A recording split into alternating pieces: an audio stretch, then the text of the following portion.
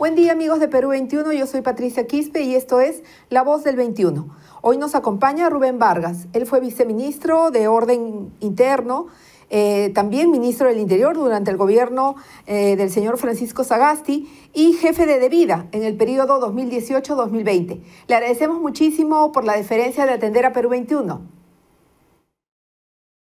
¿Cómo están? Es un placer estar con ustedes. No, el placer es para nosotros y nuevamente muchísimas gracias por la deferencia. ¿Cómo ha recibido usted la designación de Luis Barranzuela, abogado de Perú Libre, abogado de Vladimir Cerrón, de Guido Bellido, en la cartera del Ministerio del Interior que usted ocupó anteriormente? ¿Le preocupa esta designación? Sin duda, genera enorme preocupación en la ciudadanía en la medida que habría un serio problema de conflicto de intereses, porque sabemos que el actual ministro del Interior fue abogado como parte de un estudio precisamente de abogados del partido político Perú Libre, que está siendo investigado por la Fiscalía en un caso bastante delicado de lavado de activos.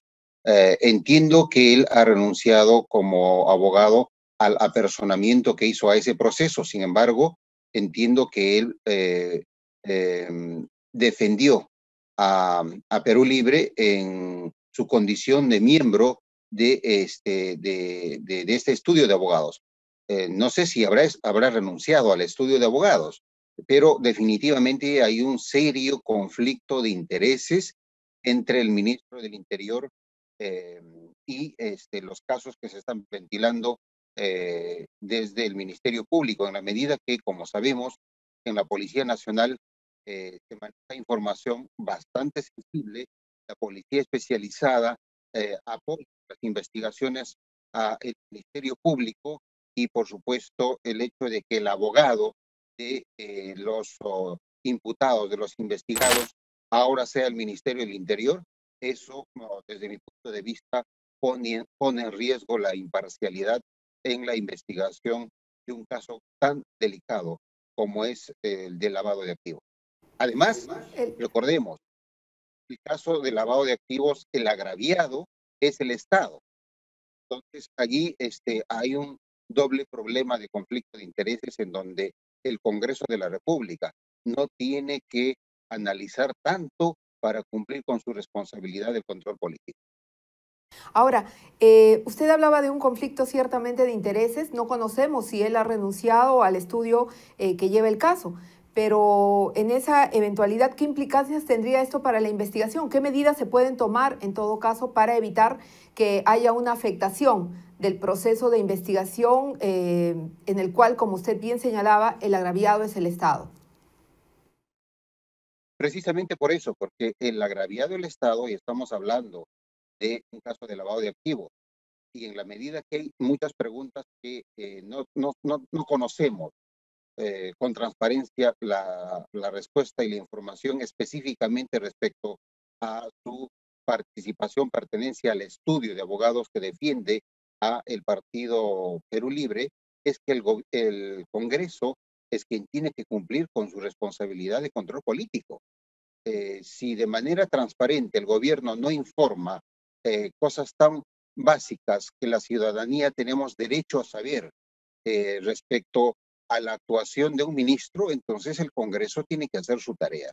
Insisto, estamos hablando de una investigación contra un partido político por un delito en donde el agraviado es el Estado y el ministro era uno de los abogados de un estudio que defiende a ese partido político. Entonces, la verdad que eso es un tema que tiene que resolverse de la manera más rápida y clara posible.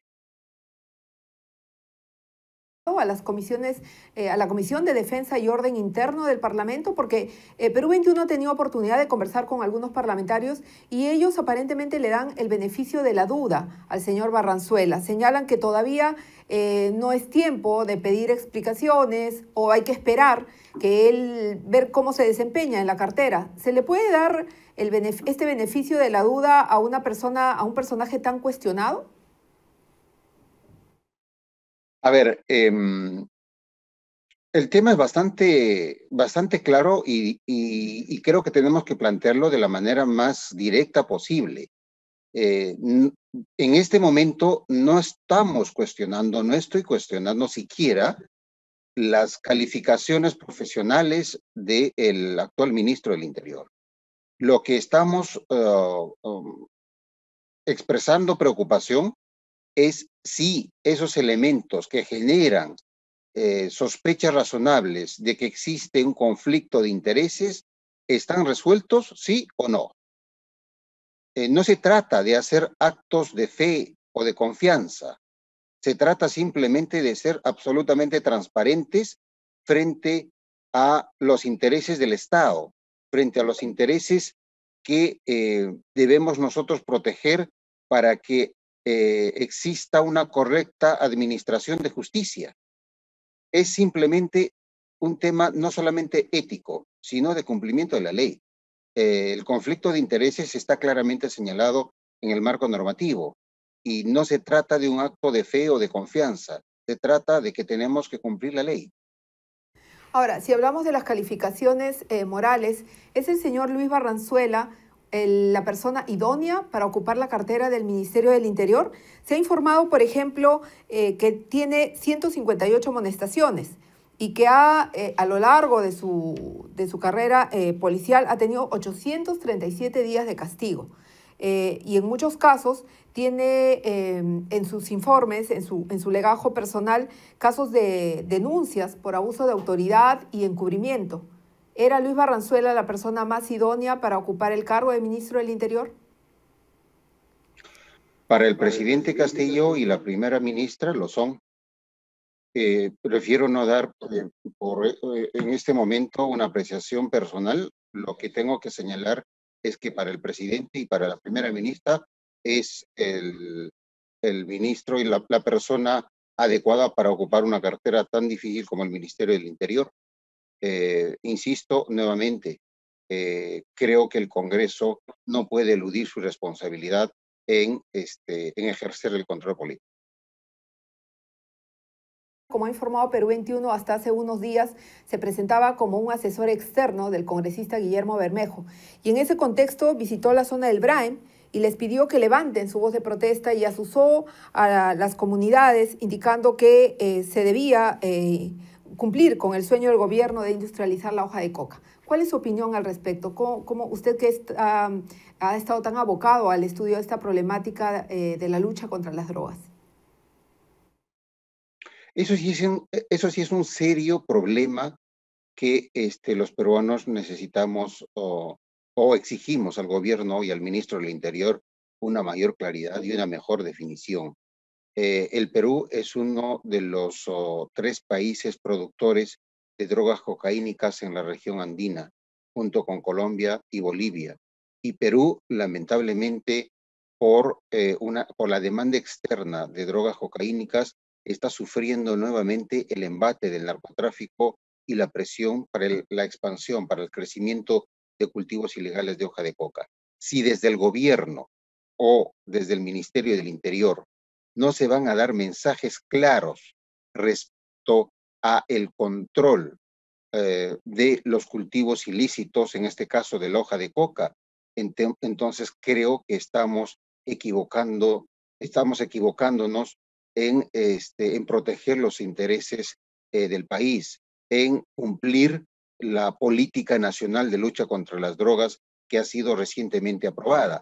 Recordemos que en esta política nacional de lucha contra las drogas tenemos la obligación de controlar la expansión de los cultivos ilícitos. Y cuando hablamos de controlar, estamos hablando de la acción de erradicación de estos cultivos ilícitos.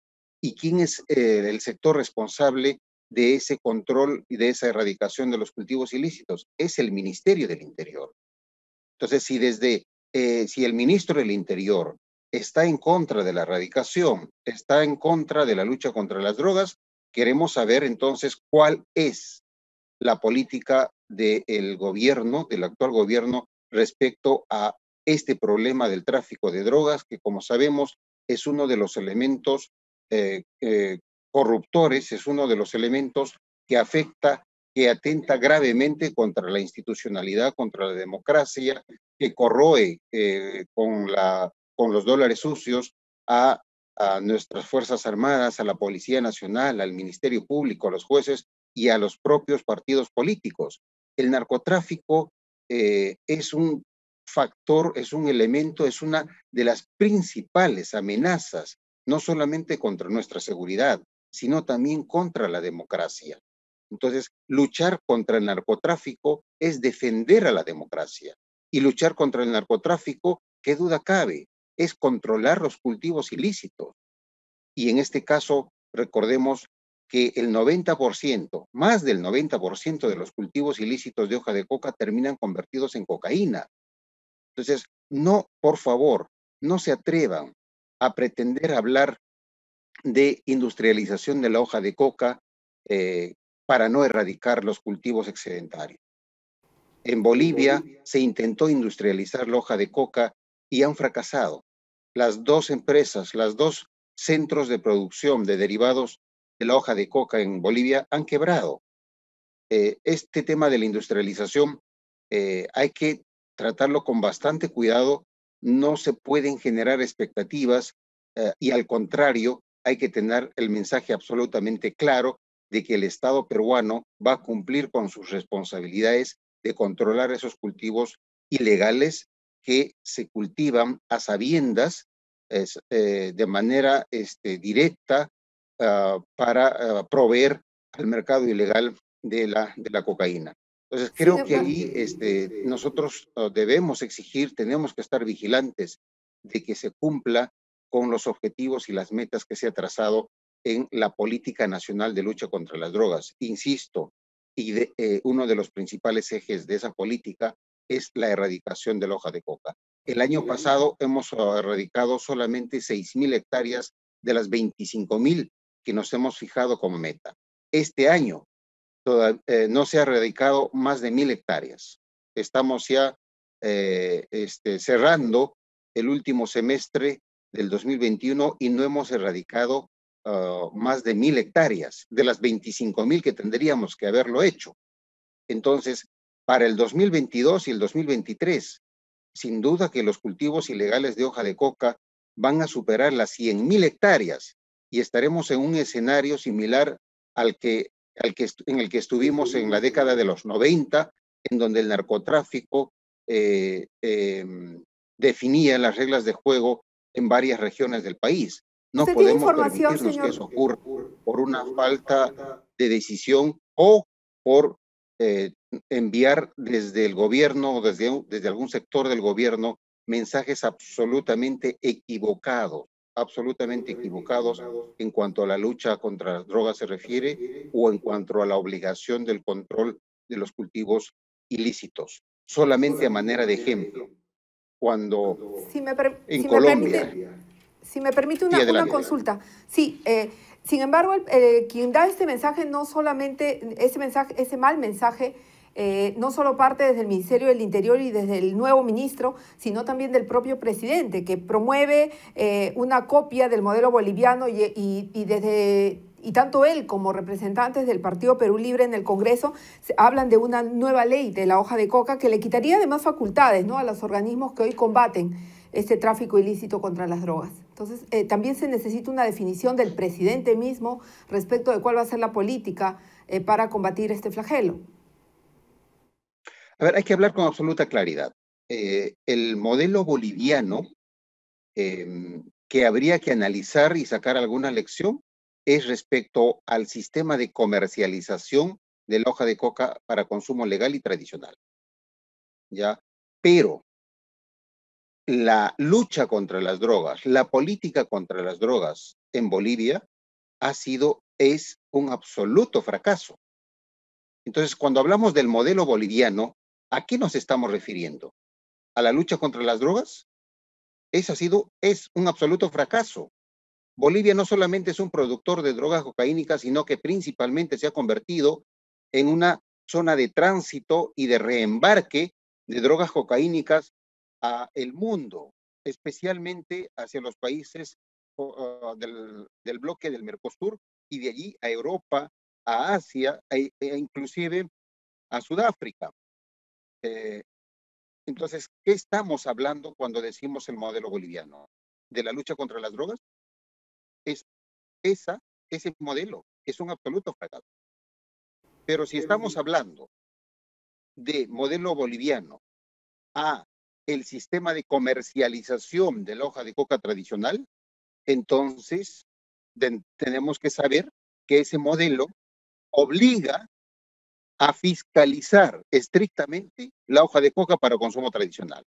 Ese modelo obliga a erradicar la coca que es cultivada en zonas no autorizadas. Ese modelo obliga a erradicar cuando un campesino cocalero legal cultiva más allá del cato del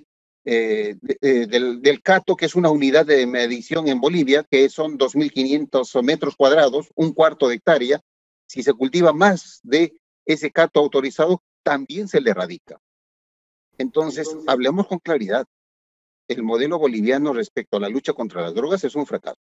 El modelo de comercialización de la hoja de coca ha convertido a la coca tradicional para el consumo tradicional en un producto absolutamente fiscalizado desde su cultivo, su comercialización, su transporte y todo el proceso hasta la llegada al mercado final. Es un proceso absolutamente fiscalizado y controlado. Entonces, creo que es necesario hablar con claridad de qué es lo que estamos entendiendo como el modelo boliviano. El modelo boliviano, si se refiere también, como dije, a la industrialización, insisto, ha sido un fracaso. Las dos empresas que se han constituido con una inversión de más de 5 millones de dólares para procesar derivados de la hoja de coca, acaba de cerrar, ha quebrado. Y nuevamente, insisto, de que la hoja de coca para consumo tradicional está normado en Perú, también en Bolivia, pero quedémonos por esta vez en el Perú, y esa normatividad es absolutamente clara. La hoja de coca que no está en el padrón que tiene ENACO no es legal. Usted ha La sido hoja de jefe coca que es comercializada por ENACO viene el 80% principalmente del Cusco. Esa es la zona tradicional de cultivo de hoja de coca. Entonces, que no se atrevan a decir industrialización de la hoja de coca sabiendo que el 90% de la producción de coca que tiene el Perú, que son más o menos 55.000 hectáreas y en toneladas métricas, más o menos 140.000 toneladas métricas, el 90%, más del 90%, terminan convertidas en cocaína. Usted ha sido jefe de Devida. ¿Le preocupa la situación de este organismo ahora con un ministro afecto o que se opone a la erradicación de la hoja de coca? ¿Le preocupa lo que pase en las próximas semanas, en los próximos meses con esta institución que de repente adolezca de una falta de apoyo del gobierno? Lo que me preocupa son tres cosas. Primero, los mensajes equivocados que están saliendo de sectores del gobierno, del Congreso y de algunos voceros cercanos al presidente respecto a la obligación que tiene el gobierno de controlar los cultivos ilícitos. Hay mensajes absolutamente equivocados que eso van a generar la expansión de los cultivos de hoja de coca. Un ejemplo rapidito. En el proceso de negociación del acuerdo de paz del gobierno colombiano con las FARC, se anunció de que el gobierno colombiano iba a dar un apoyo económico a los agricultores que cultivaran hoja de coca. Ese anuncio ocasionó que todos los campesinos, los agricultores de la selva alta colombiana, se convirtieran en cocaleros. De 50.000 hectáreas, ahora Colombia tiene más de 240.000. Eso como consecuencia de un mensaje equivocado que salió del gobierno colombiano. Nosotros no queremos repetir ese error y que el gobierno emita estos mensajes que llegan al campo como si el gobierno tendrá posiciones laxas frente al problema de la coca excedentaria o frente al problema del tráfico de drogas. Eso es número uno, los mensajes. Los mensajes equivocados van a generar la expansión de los cultivos de coca. Número 2, enfrentar al narcotráfico obliga necesariamente a un trabajo articulado, a un trabajo en equipo, no solamente en la parte coercitiva, sino también o principalmente en, en la parte de la producción, del desarrollo alternativo, de la presencia del Estado, de la provisión de servicios básicos. Y ahí necesariamente, desde DEVIDA, desde la PCM, se tiene que trabajar en una estrategia integral, articulada, en donde estén presentes todos los sectores del Estado vinculados o con responsabilidad en la lucha contra las drogas, en la política nacional contra las drogas, y eso se necesita, por supuesto, un compromiso de todos estos sectores. Entonces, ¿qué va a pasar cuando hay, por ejemplo, un sector como el Ministerio del Interior que tiene mensajes más bien contrarios a los intereses del país en la lucha contra las drogas? Entonces, ese es un tema que me preocupa. Y el tercer tema que me preocupa es la ideologización de la lucha contra las drogas. Creer que la presencia de la cooperación internacional es una violación o una vulneración a nuestra soberanía, esa es una lectura absolutamente trasnochada de la Guerra Fría. O sea, hay algunas personas, algunos voceros del gobierno que están viviendo en una realidad virtual todavía de la Guerra Fría, de la década de los 70, de los 80. Al contrario, la lucha contra las drogas obliga a que los países consumidores se comprometan a apoyar, a colaborar a los países productores como el Perú para enfrentar juntos una amenaza que trasciende a nuestras fronteras.